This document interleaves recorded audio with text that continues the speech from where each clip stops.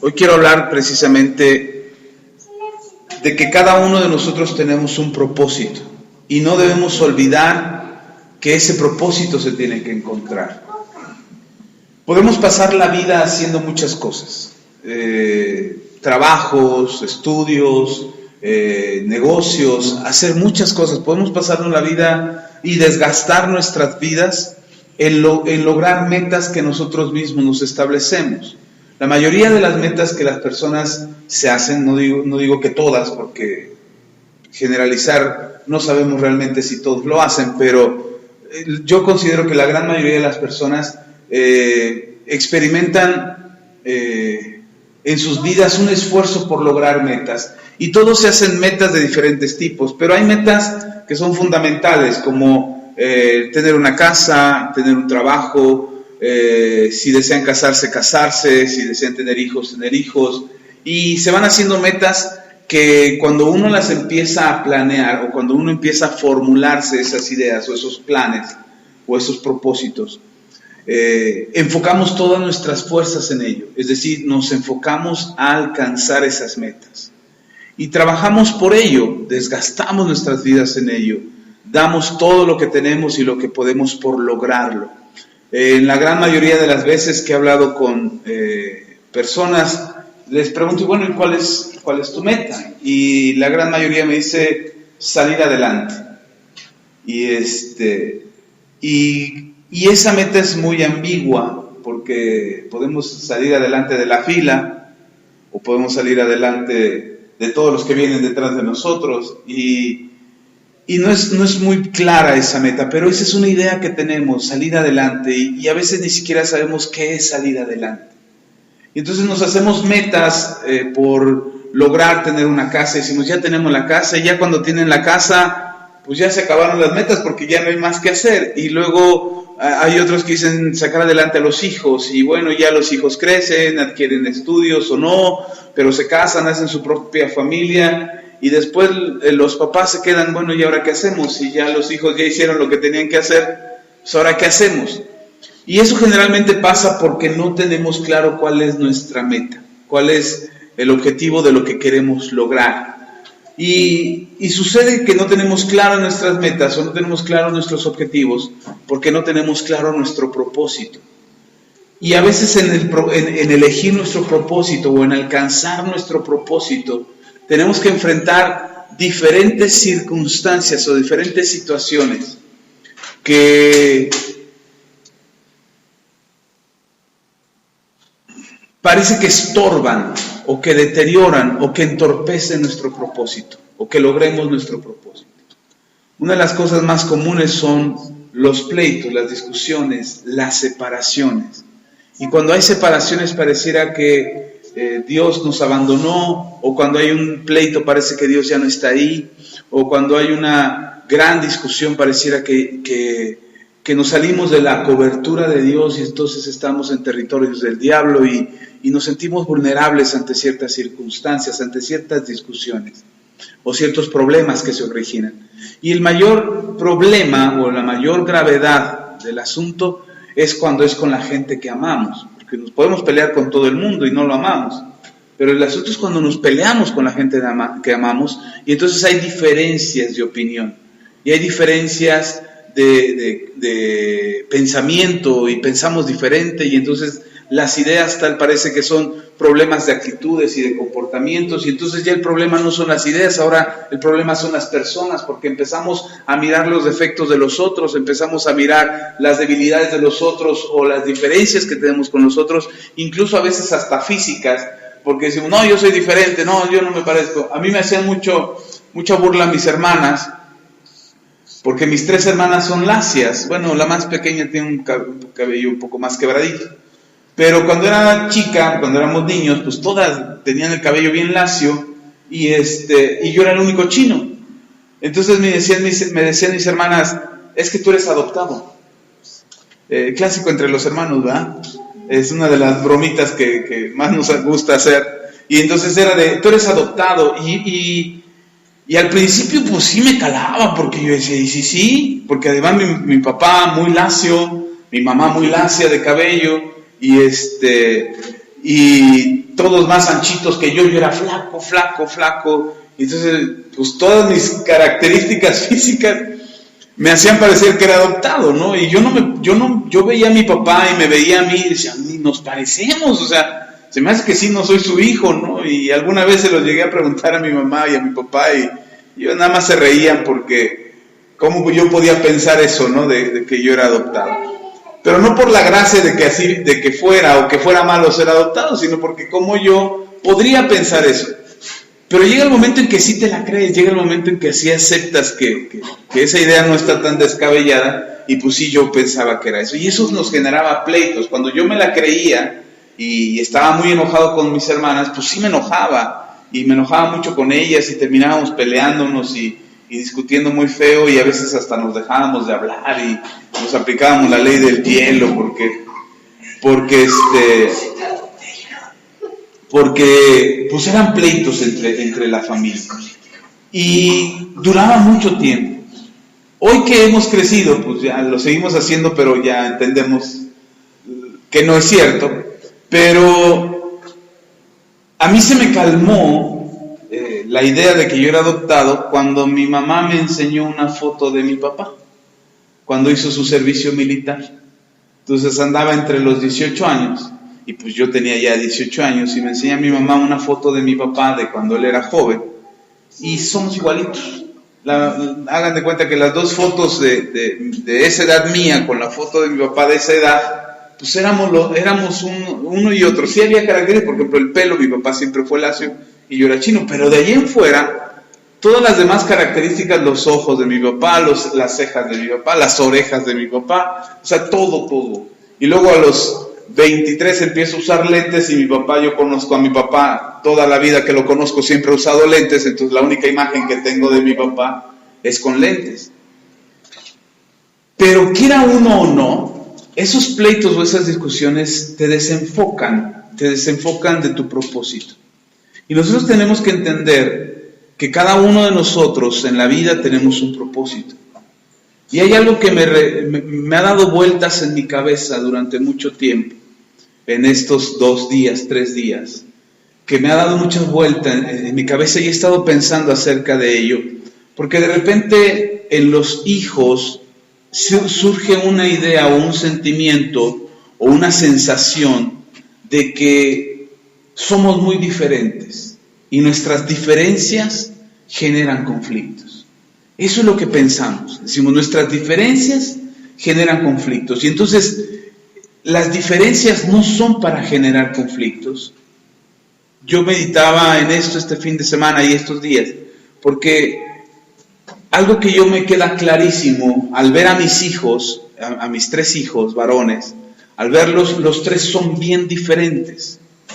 Y esa diferencia que hay entre ellos, uno con el otro, ha generado de alguna manera conflictos entre ellos, no a modo de odiarse y quererse mandar a volar, no, pero sí ha habido conflictos de diferencias de opinión, de carácter, de personalidad, y entonces eso genera conflictos entre ellos. Y me hacía pensar cuán diferentes son ellos, y que si estas diferencias realmente los separan o los complementan.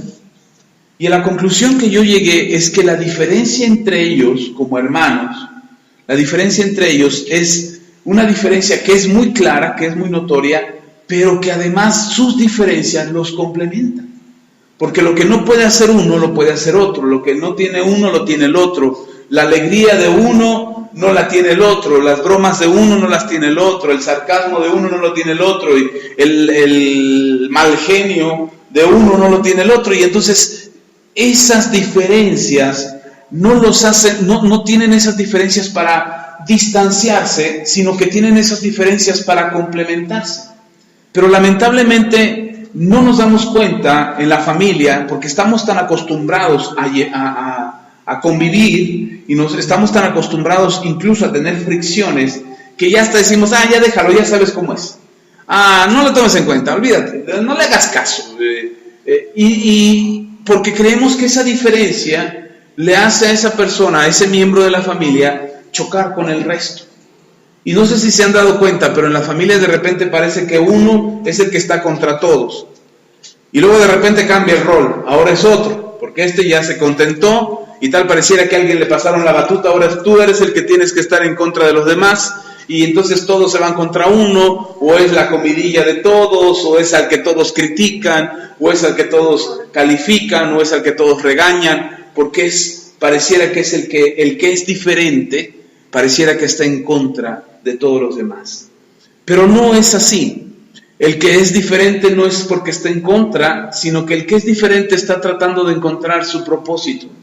Y el que es diferente está descubriéndose y está encontrándose de qué manera puede encajar en todo el engrane que ya funciona, en toda la maquinaria que ya funciona como familia y se tiene que integrar. Es un miembro que se integra a la familia, es un miembro que se está descubriendo, que está tratando de encontrar sus características, sus cualidades y sus diferencias para poder complementar a todo el conjunto de qué es la familia. Bueno, curiosamente esto sucede en todos lados, no solamente en la familia es el reflejo de las sociedades. Como funcionan los ciudadanos, así son las sociedades. Como funcionan las familias, así son las sociedades.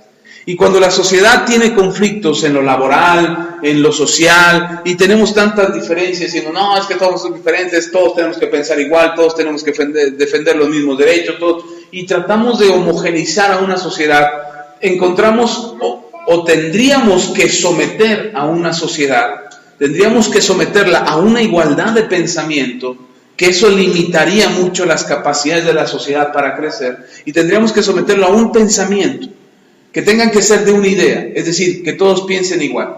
No que todos tengan la misma ideología política, económica o social, pero sí que tengan un mismo concepto, que todos se identifiquen con un mismo pensamiento.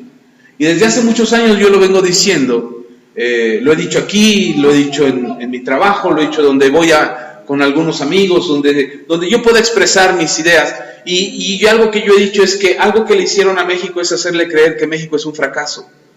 Algo que le hicieron creer a los mexicanos es que estamos amolados, que estamos jodidos, perdón por la palabra, pero que no hay forma de superarlo. Y que esa es nuestra condición. Y nos lo hicieron creer por muchos años. Tan es así que hasta el día de hoy el mexicano piensa que se tiene que conformar con ser mediocre, con tener un salario mediocre, con tener un trabajo mediocre, con tener estudios mediocres. Y que esa es la idea con la que debe de vivir. Y entonces lograron sembrar en nuestra sociedad ese pensamiento. Ahora, eso llévelo a la familia. En la familia hacemos lo mismo. En la familia el niño que es inquieto, juguetón, bailador o muy hiperactivo, dice, no, ¿por qué no eres como tu primo fulano? ¿Por qué no eres como tu hermanito perengano? Que él es tranquilo. Y tratamos de homogenizar como si homogenizar sirviera para que funcionaran los grupos sociales y en particular la familia.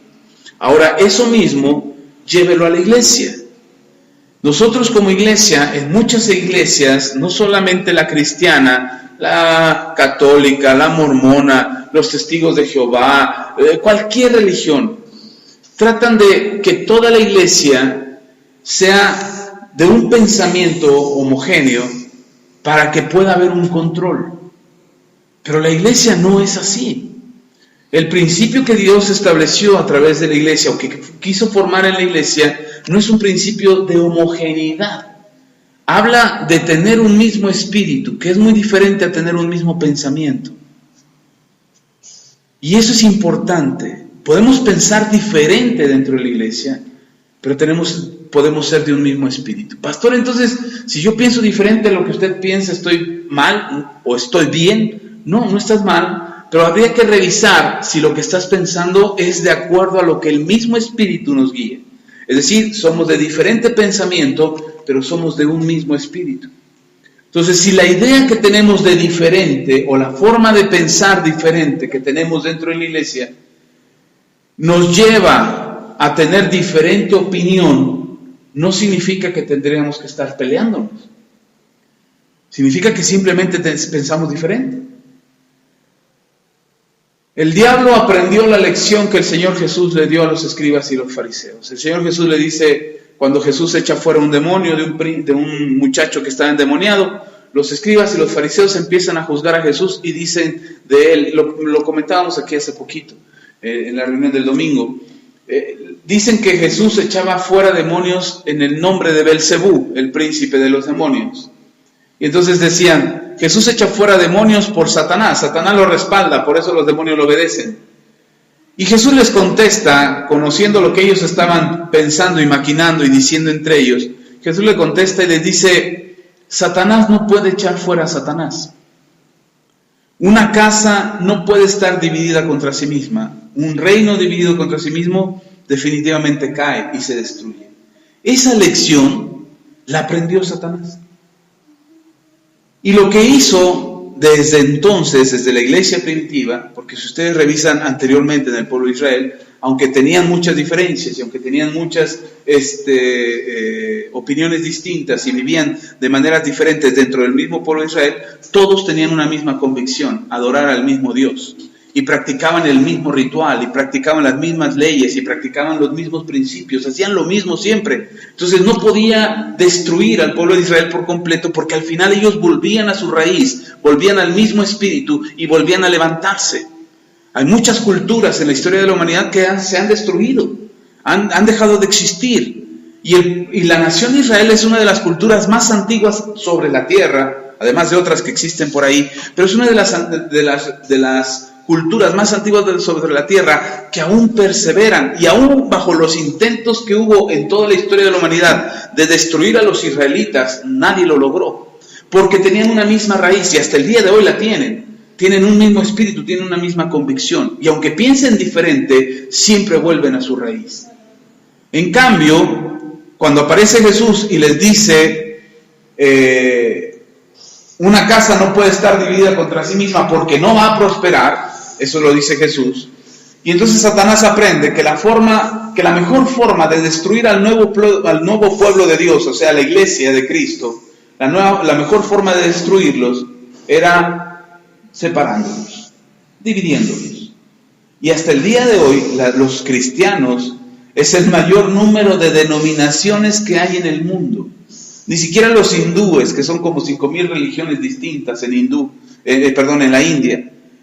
Son más de 5,000 religiones, porque unos adoran a la mosca, unos adoran a la vaca, unos adoran a una persona, unos adoran a una divinidad, unos adoran a alguien, y son como 5,000 religiones en la India. Solo en la India. Pues en el mundo hay más denominaciones de cristianos que religiones en la India. Hay más diferencias entre las iglesias cristianas que religiones en la India. Y todo porque ha habido un principio que le funcionó a Satanás. Divide el pensamiento, divide la forma de pensar de los creyentes, y nada más en nosotros, de los que estamos aquí, podría haber una gran diferencia en la manera de pensar y de concebir la Biblia. Y podríamos interpretar la Biblia de 1000 formas distintas solo entre nosotros. Ahora imagínense en el mundo la cantidad de interpretaciones que hay acerca de un mismo texto, de una misma explicación, de algo que sea simple y sencillo, como por ejemplo el bautismo en agua.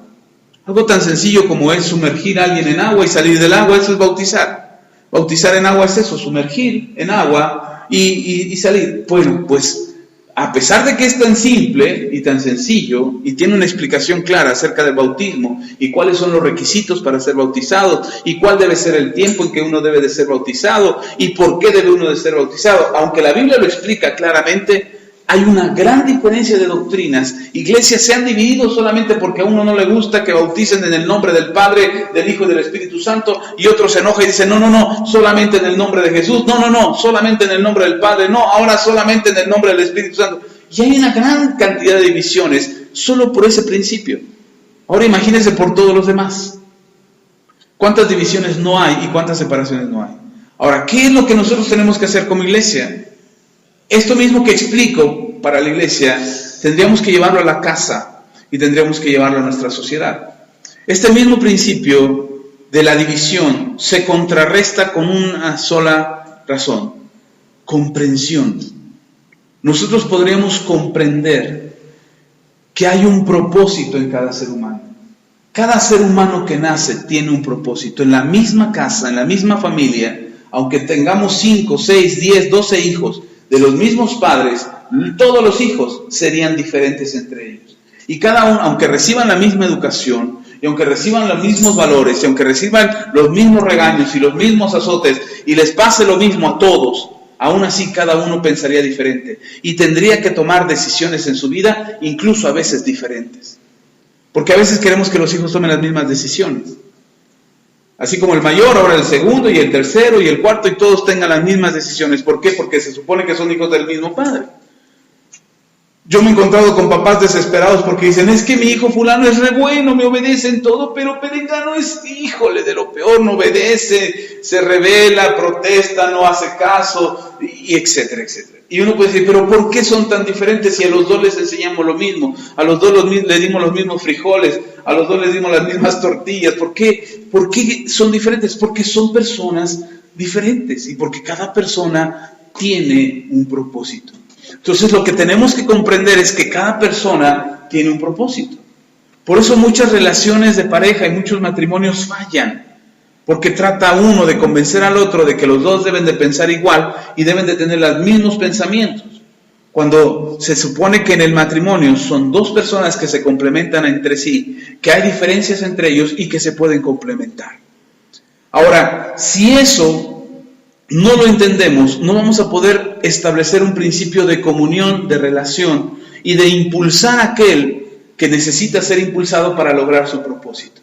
Porque entonces caeríamos en la envidia o en el enojo o en el encono de, no, ¿por qué él? ¿Por qué apoyas a mi hijo, a mi hermano? ¿Por qué apoyas más a mi hermana? ¿Por qué le das más cariño a él? ¿Por qué le tratas de manera distinta? Porque incluso los papás, aunque queremos tratar a nuestros hijos por igual, a veces no podemos porque precisamente cada hijo es distinto. Estaremos dispuestos a hacer las mismas cosas, pero el trato a veces tiene que ser diferente.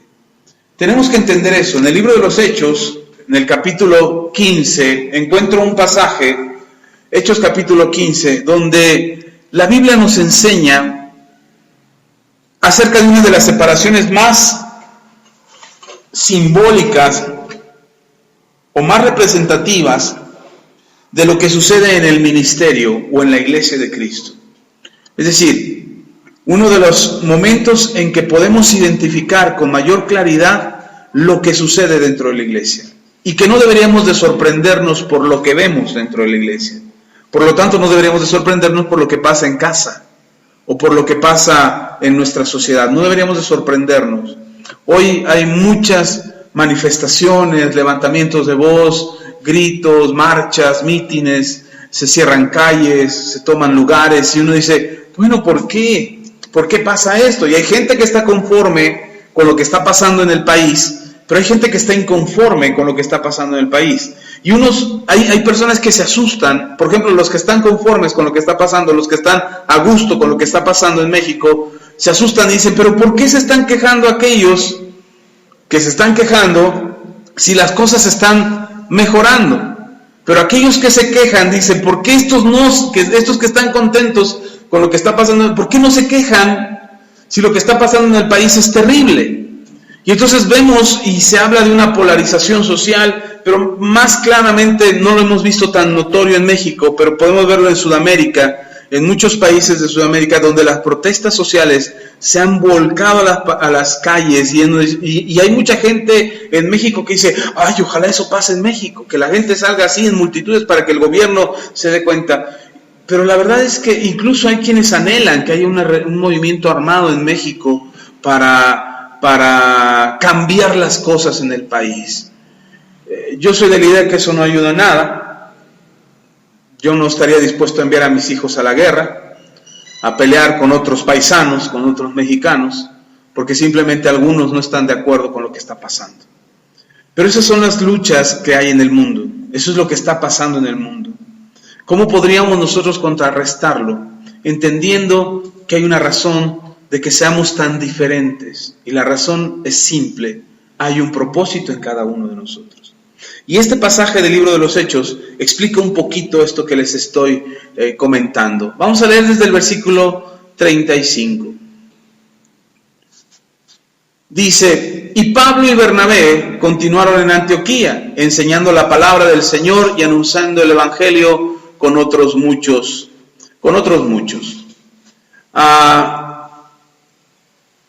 Hay algo que quiero comentar algo antes. Bernabé es uno de los discípulos que cuando el Señor Jesús asciende al cielo, Bernabé ya era cristiano, y entonces los apóstoles empiezan a predicar el Evangelio, empiezan a establecer la iglesia del Señor, y Bernabé siente él la necesidad, es tocado en su corazón de vender todo lo que tiene, y todo lo que le dieron por todos sus bienes, lo trajo a los pies de los apóstoles. Es aquel que le sirvió de ejemplo a Ananías y a Zafira, que estos que se emocionan también y quieren vender su propiedad y se guardan una parte y solo traen una parte a los apóstoles, y finalmente Ananías y Zafira terminan muertos por querer engañar al Espíritu Santo.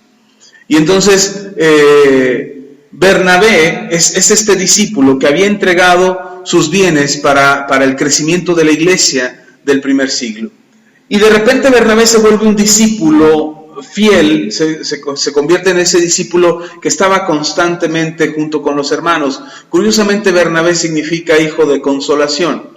Y se le llamaba hijo de consolación porque Bernabé andaba consolando a los hermanos. Era un hermano, de esos hermanos siempre positivos, siempre alegres, siempre contentos, y que siempre están dando palabras de aliento y vamos hermano, tú puedes, no te rindas, mantén la fe y confía en el Señor.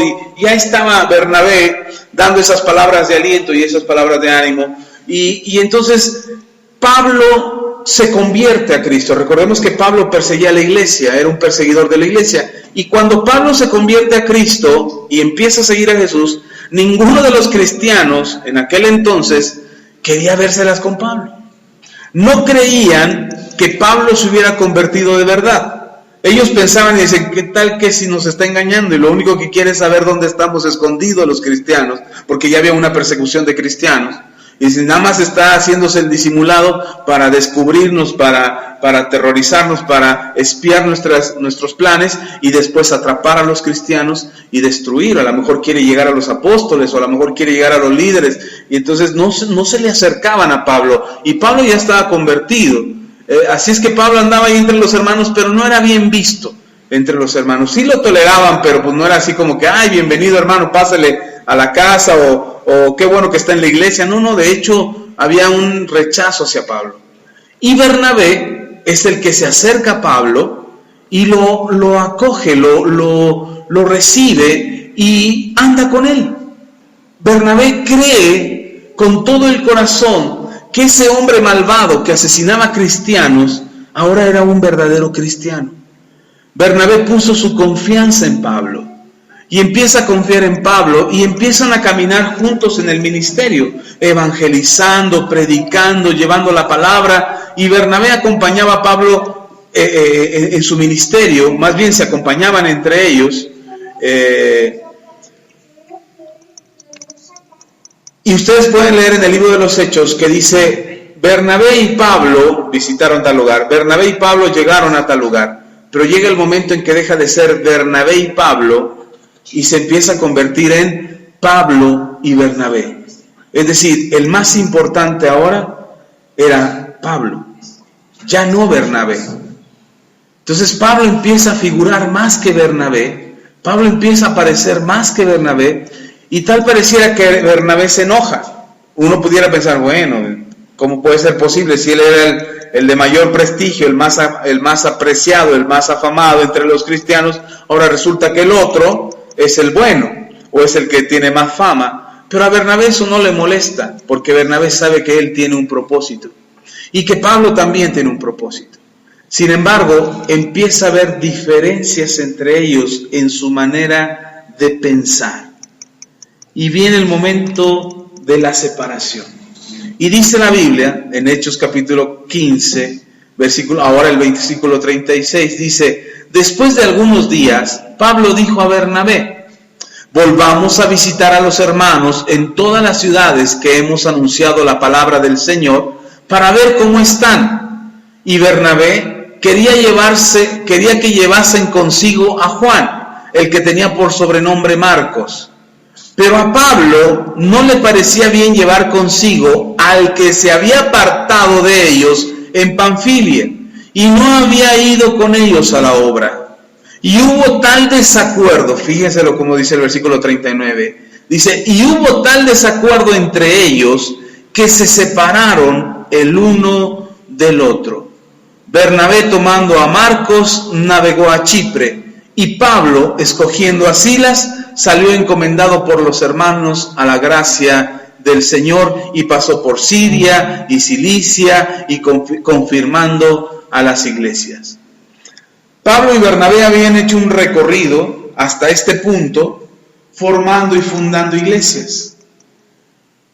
¿Quiénes habían trabajado en esta labor? Pablo y Bernabé, o Bernabé y Pablo, como ustedes quieran.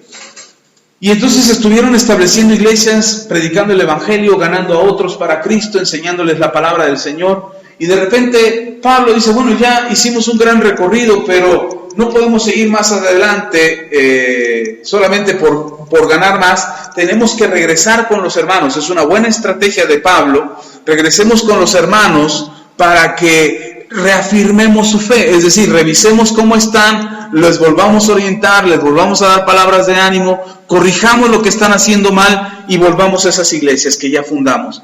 Eso es una buena idea. De hecho, es una gran estrategia. Tan es gran estrategia que Bernabé está de acuerdo. Y dice, volvamos a las iglesias. Y de repente Bernabé le dice, sí, pero yo me quiero llevar a Juan Marcos. Quiero que vaya con nosotros. Juan Marcos era un jovencito, más joven que Pablo, más joven que Bernabé. Era un jovencito. Y lo que había sucedido en Panfilia es que los empezaron a perseguir a Pablo, a Bernabé y a Juan Marcos, que iba con ellos. Y entonces Juan Marcos se asusta y decide ya no seguir con ellos, sino regresarse a su casa. Y entonces cuando se regresa, a eso a Pablo le parece un acto de cobardía, un acto de miedo. Entendamos que era más joven, más inmaduro, que sus prioridades no eran las mismas que las que tenía Pablo y Bernabé. Así es que Juan Marcos se regresa a casa. No quiere decir que dejó de creer en Cristo o que dejó de creer en el Señor. Simplemente no quería correr los peligros que Pablo y Bernabé enfrentaban por predicar el Evangelio. A él le asustó eso y dijo, no, yo no creí que seguir a Cristo fuera tan complicado, y decide regresar. Cuando eso sucede, eso no le gusta a Pablo, y dice Pablo, no, eso no está bien. Eso es un acto de cobardía, nos abandonó, dejó la obra del Señor, dice Pablo. Pongan ustedes que, diga Pablo, el que nos haya abandonado a nosotros, se lo perdonamos, pero abandonó la obra. Y el que haya abandonado la obra, para Pablo, era un acto de cobardía, era un acto de debilidad, de inmadurez. Y entonces Pablo le dice a Bernabé, no, yo no estoy de acuerdo, no quiero que vaya Juan Marcos. Y dice en el versículo 39 que hubo tal desacuerdo. Ahora, no estamos hablando de dos cristianos que apenas empiezan a caminar en Cristo. No estamos hablando de un matrimonio que apenas se acercó a la iglesia y uno cree una cosa y otro que... No. Estamos hablando de dos discípulos, de dos apóstoles del Señor. Estamos hablando de dos maduros en la fe, que han establecido iglesias, que han fundado iglesias, que han puesto en riesgo su vida, que han estado a punto de asesinarlos, que han estado a punto de perjudicarlos, de dañarlos, que han estado a punto de causarles un mal y de perder la vida en algún momento. Ellos están convencidos de creer en Jesús. Ellos están convencidos de arriesgarlo todo por Jesús. Juan Marcos no estaba en ese nivel de ellos. Y entonces Bernabé le parece bueno darle una segunda oportunidad a Juan Marcos, mientras que Pablo, yo creo que Pablo pensó y de haber dicho, no estamos en tiempo, no tenemos el tiempo para perderlo en preparar a alguien que tiene miedo. Necesitamos gente valiente, gente que quiere entrarle, que esté dispuesto a perder la vida. Esa es la idea de Pablo, mientras que Bernabé dice, démosle una segunda oportunidad. El muchacho tuvo un momento de debilidad, el muchacho tuvo miedo, pero ama al Señor, cree en Jesús, démosle una oportunidad de volver a reivindicarse y a volver a formar su carácter. Y hay tal desacuerdo entre ellos, hay tal discusión entre ellos, que terminan separándose. Y uno pudiera pensar, ¿cómo? Entonces, ¿se vale también que los cristianos se separen? que haya divisiones, que haya distanciamientos. Lo que no se da cuenta Pablo es algo que ve Bernabé. Eso es algo que yo admiro de Bernabé.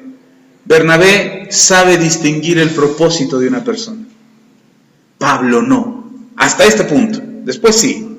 Después Pablo madura y entiende. Pero en este momento, este punto de la división, este punto del desacuerdo y la separación, Pablo no alcanza a distinguir que hay un propósito en Juan Marcos. Algo que Bernabé sí. Tan es así que cuando nadie quería a Pablo, cuando nadie se acercaba a Pablo, Bernabé ve que en Pablo hay un propósito y que él puede contribuir a que Pablo alcance este propósito.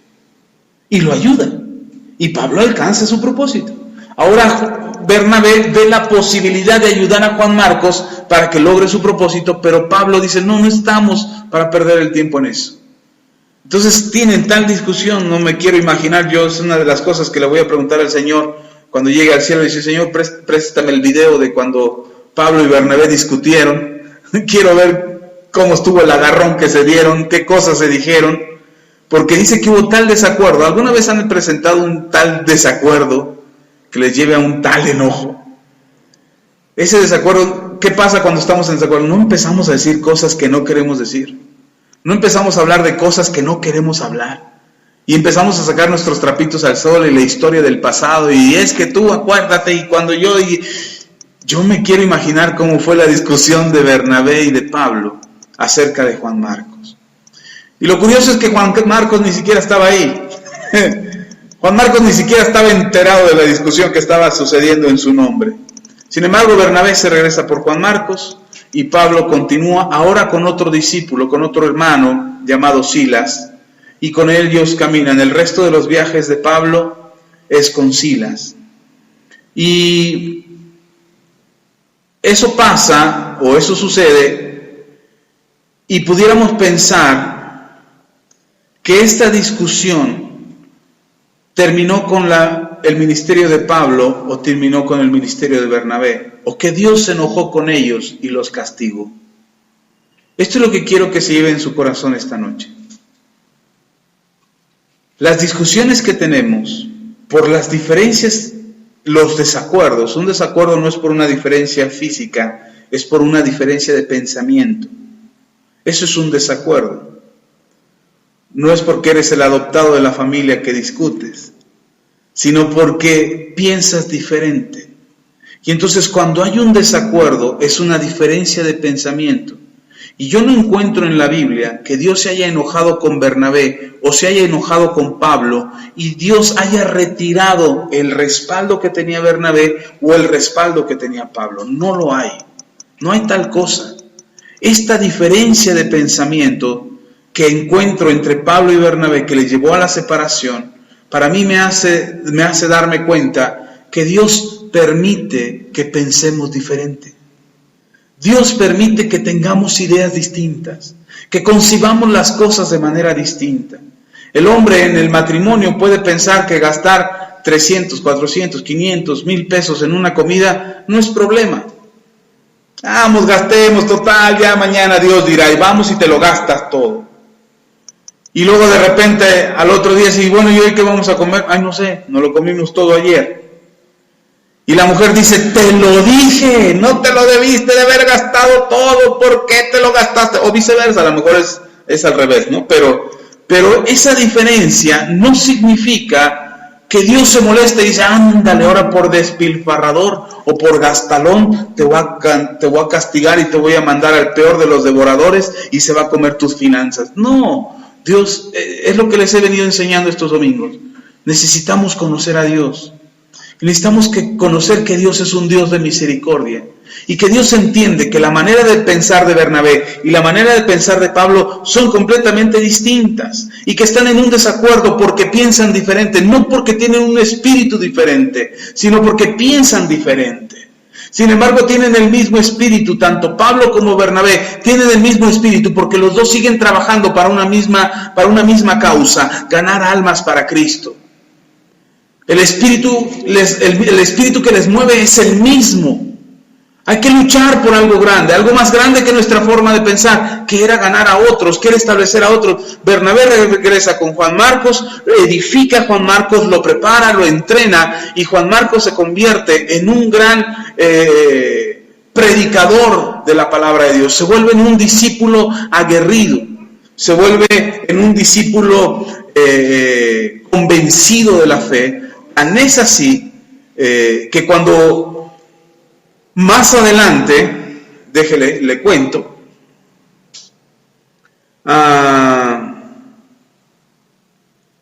en Colosenses, capítulo 4,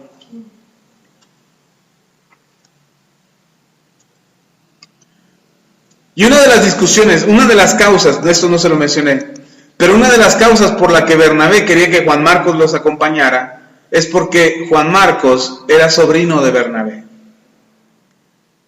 Entonces ya se imaginarán a Pablo diciendo, porque es tu sobrino, por eso quieres. Pero tu sobrino es un sacatón, es un cobarde, nos abandonó. Y entonces el otro, no, es buena gente, mira Pablo.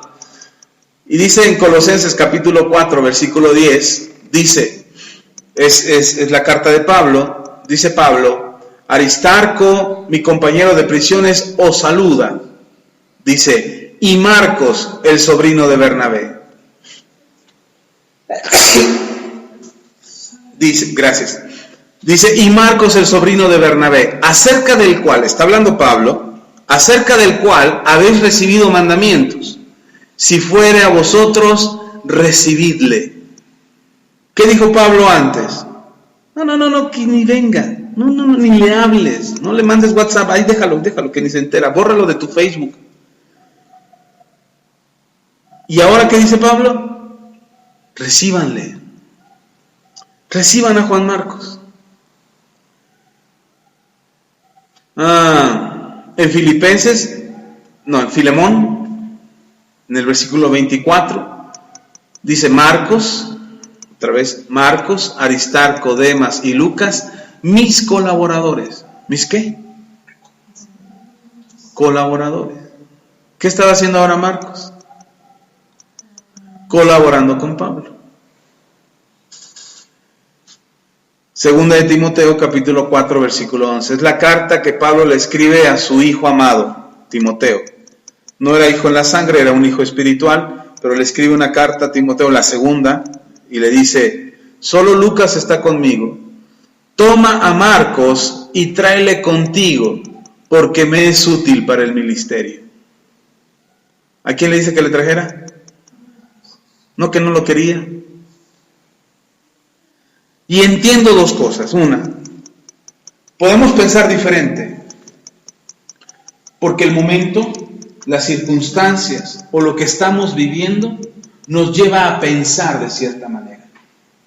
Lo que estoy viviendo ahora me hace pensar lo que estoy pensando ahora, lo que siento ahora, lo que experimento ahora, lo que pasa por mi cabeza ahora. ¿Qué origina ese pensamiento? Mis circunstancias. Y entonces lo que estoy viviendo ahora me hace pensar de una manera. Pero en 5 años no voy a pensar igual. ¿Por qué no voy a pensar igual? Porque mis circunstancias han cambiado. Yo les decía uno de los domingos pasados, yo no pienso igual que cuando tenía 18 años. Este domingo que pasó se los decía. Yo no pienso igual que hace 18 años. Cuando tenía 18 años a mí me parecía extraordinario cerrar el Politécnico. Y decía, sí, cerremos el Politécnico. Y cerramos el edificio de donde yo estaba estudiando la ingeniería. Y ahí andaba yo en mi huelga, con mis antorchas en la noche. Sí, cerramos el Politécnico. No sé si la escuela tenga fotos de ese momento, pero ahí andaba yo gritando y salíamos a las calles a marchar. Tenía 18 años. Y no me importaba poner en riesgo mi vida, y no me importaba gritarle a la autoridad, y no me importaba decir 1000 cosas. Hoy han pasado 30 años. Yo tengo 48 años. Y mi forma de pensar no es igual a la que tenía 18 años. Hoy me hablan de cerrar una escuela y digo, no pierdan el tiempo, la vida se va tan rápido. Hay que salir a las calles a marchar. No hay otras formas de hacer una diferencia. Porque han pasado los años, porque mis circunstancias son otras, porque ahora no soy un joven soltero, inexperto, inmaduro, emocional, que no tenía ninguna responsabilidad más que estudiar, y si iba a cerrar la escuela, pues no iba a haber problema, porque pues no me perjudicaba, estaba cerrada la escuela. Pero hoy pienso distinto, y hoy no creo que esa sea la solución, ni creo que sea la forma, y ni creo que gritar en la calle sea lo correcto, pero porque mis circunstancias son otras. Sin embargo, si alguien quiere salir y gritar en la calle y cerrar una avenida y hacer una manifestación y cerrar una escuela, y quiere hacerlo, claro, sin dañar a terceros, pero quiere hacer eso, hoy mi percepción es, bueno, es su forma de pensar. Mi forma de pensar es otra. Y no porque él pienso diferente a aquel, voy a odiar a aquel que está haciendo las cosas diferentes a la manera de pensar que yo tengo actualmente. Yo lo que encuentro en esa historia de Bernabé y Pablo es que había diferencias entre ellos y que las circunstancias los llevaron a pensar de manera distinta uno del otro. Y que esa diferencia de pensamiento los hizo llegar a tal desacuerdo que mejor se separaron. Pero me doy cuenta que con el paso del tiempo, la forma de pensar de uno y de otro cambió. Tan es así que ahora las circunstancias de Pablo son otras. Ahora ha estado en prisión, ha estado siendo perseguido, ya está más viejo, está más enfermo, las fuerzas no le dan igual, él ya no puede recorrer todas las iglesias que levantó en algún momento, ahora necesita ayuda y se da cuenta que aquel al que menospreció tiene la capacidad de llevar el mensaje que él tiene. Se vuelve un colaborador suyo, se vuelve alguien que le es útil para el ministerio.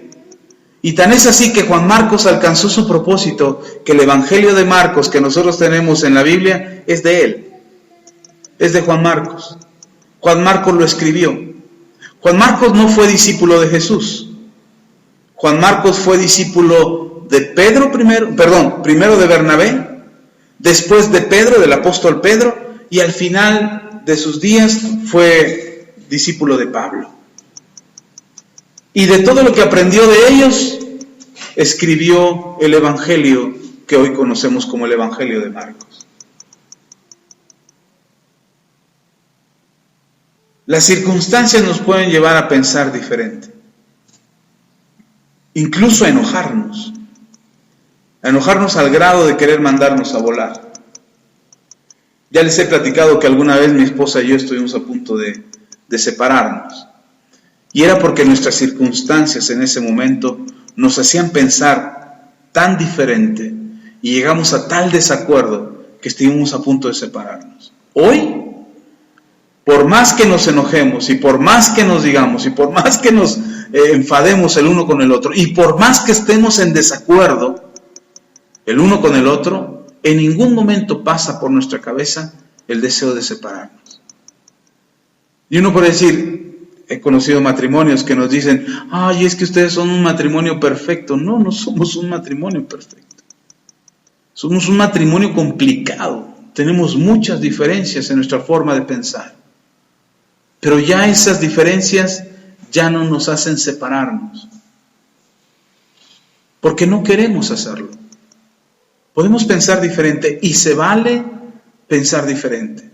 Y se vale discernir en la forma de pensar. Diferir en la forma de pensar. Pensar con ideas distintas. Y a Dios le agrada que tengamos ideas distintas. Pero lo que Dios espera de nosotros es que tengamos un mismo espíritu. No dice piensen todos iguales. De hecho, una de las sugerencias de Pablo, dice el apóstol Pablo en Filipenses, con esto termino, si puede buscar ahí en Filipenses, dice el apóstol Pablo,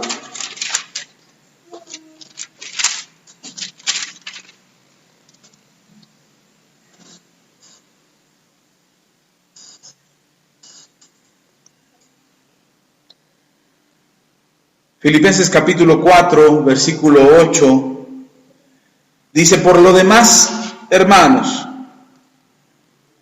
todo lo que es verdadero, todo lo honesto, todo lo justo, todo lo puro, todo lo amable, todo lo que es de buen nombre, si hay virtud alguna, si hay algo digno de alabanza, en esto pensad. La sugerencia de Pablo es, piensen en las cosas buenas. No dice, piensen todo lo mismo. No dice eso. Dice, piensen en esto. Entonces, mientras uno está pensando en lo verdadero, quizás otro está pensando en lo honesto. Y alguien está pensando en lo honesto y otro piensa en lo puro. Y otro dice, no, esto es puro, no, pero no sé si sea honesto. Pero es puro. Pero yo estoy pensando que sea honesto. Y el apóstol Pablo dice, piensen en esto. Ocupen su pensamiento en esto. Que las circunstancias no determinen su manera de pensar. Obliguen a su pensamiento a pensar de esta manera, en estas cosas, para evitar que una circunstancia nos lleve a una diferencia de pensamiento y esa diferencia de pensamiento nos lleve a una separación. He visto familias separadas, destruidas, divididas, hechas pedazos, solamente porque piensan diferente. Y el Señor no espera eso de nosotros. Tampoco está esperando que pensemos lo mismo. Está pensando que pensemos en lo bueno, en las cosas que vale la pena pensar. Y entonces tener un mismo espíritu y caminar en una misma dirección. Y aunque pensemos diferentes, podamos ponernos de acuerdo. Porque cuando logramos ponernos de acuerdo, ya no hay tal punto de... Nos damos cuenta que los desacuerdos no están tan graves. O sea que realmente el que haya volado la mosca a la derecha, en lugar de haber volado a la izquierda, pues no era tan grave como para hacer una gran batalla. Vamos a orar. Y que el Señor nos ayude a tener mejores pensamientos y mejores acuerdos y no llegar al grado del desacuerdo. Amén. Vamos a orar. Padre, te damos toda la gloria, la honra y la alabanza. Gracias por tu palabra. Gracias por tu bondad. Gracias porque tú eres bueno y porque para siempre es tu misericordia. No queremos caer en el engaño de Satanás que quiere provocar nuestra división, nuestra separación, la desintegración de nuestras vidas y de nuestras familias y de nuestras sociedades. Te pido en el nombre poderoso de nuestro Señor Jesucristo que nos ayudes a consolidar, a reconciliar todas las cosas, a poder encontrar un punto de acuerdo, porque dice tu palabra que si 2 o 3 se pusieran de acuerdo sobre cualquier cosa en la tierra, tú lo harías desde los cielos. Y ese es al punto al que queremos llegar, al punto de un acuerdo que nos permita conquistar las batallas más difíciles, a vencer a nuestros enemigos, a mejorar nuestra condición de vida y a alcanzar, Señor, nuestro propósito. Te damos la gloria en el nombre poderoso de nuestro Señor Jesús. A ti la gloria. Amén y amén.